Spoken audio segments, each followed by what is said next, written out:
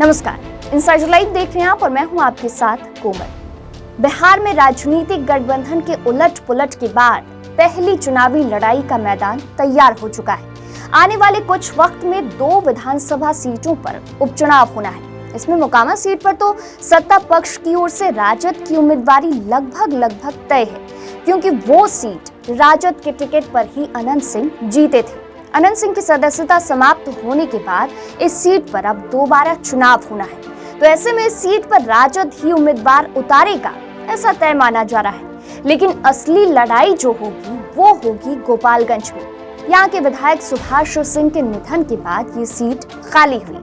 Seat पर अब उपचुनाव होना है, तो महागठबंधन की ओर से एक नहीं कई दावेदार होंगे। 2020 में गोपालगंज सीट से चौथी बार सुभाष सिंह विधायक चुने गए थे। हर बार भाजपा के ही उम्मीदवार के रूप में वे लड़े हैं। सुभाष सिंह को जीत के लिए कभी भी क्लोज फाइट तक नहीं करना पड़ा है, वे आसानी से जीतते रहे हैं। 2020 के चुनाव में महागठबंधन की ओर से कांग्रेस के आसिफ गफूर इस सीट पर थे। नतीजा जो आया उसमें सुभाष सिंह ने एक तरफा जीत दर्ज की। दूसरे नंबर पर थे साधु यादव, जो बहुजन समाज पार्टी के उम्मीदवार थे। जीत का अंतर 36,000 वोट रहा था, जबकि आसिफ गफूर को लगभग 36,000 वोट ही मिले थे।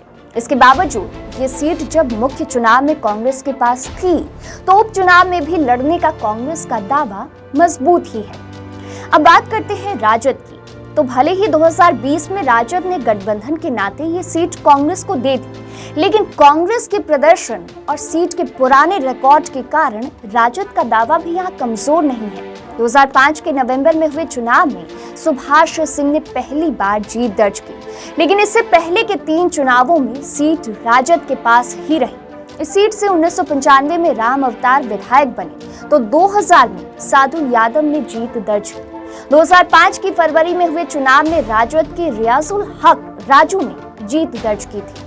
साथ ही 2020 के पहले के 3 चुनावों में राजद ने भले ही चुनाव जीता ना हो, पर भाजपा को टक्कर राजद ने ही दी।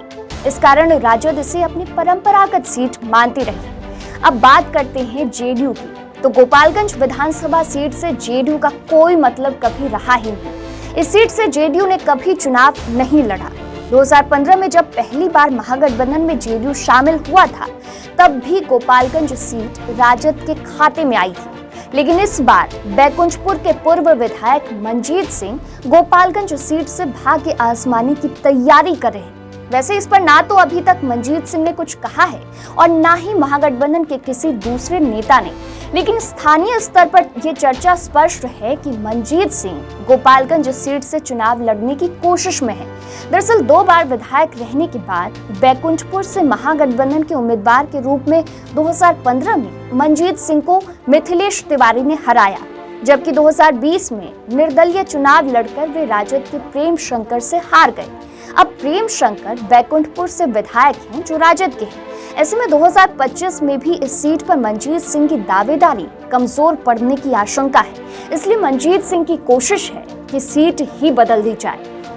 अब अगर गोपालगंज विधानसभा के कुल चुनावों की बात करें, तो 6 बार कांग्रेस यहाँ जीती है, 4 बार बीजेपी, 2 बार जनता दल और निर्दलीय, और 1 बार बसपा, आरजेडी, जनता पार्टी, प्रजा सोशलिस्ट को यहाँ पर जीत मिल चुकी है।